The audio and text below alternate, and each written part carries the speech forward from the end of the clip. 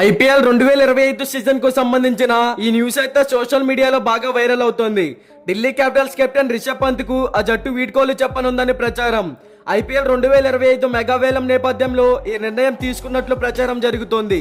ఇప్పటికైతే మెగా వేలానికి సంబంధించిన రిటెన్షన్ పాలసీని బీసీసీఐ ప్రకటించలేదు.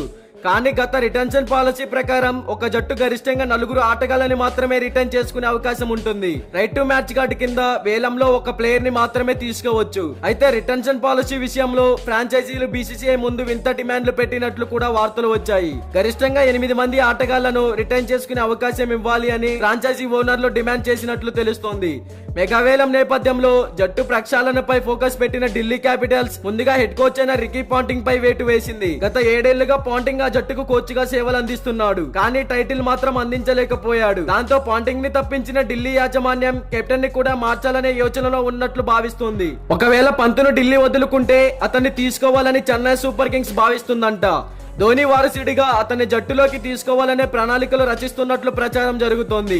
మహేంద్ర సింగ్ ధోని ఈ ఏడాది ఐపీఎల్ కి వీడ్కోలు పలుకుతాడని అంతా భావించారు. కానీ అతను ఎలాంటి ప్రకటన చేయలేదు. కానీ మెగా వేలం నేపథ్యంలో ధోనిని చెన్నై రిటర్న్ చేసుకోవడం కష్టమే. ఈ క్రమంలో ధోని స్థానాన్ని పంతుతో భర్తీ చేయాలని సిఎస్కే భావిస్తుందంట.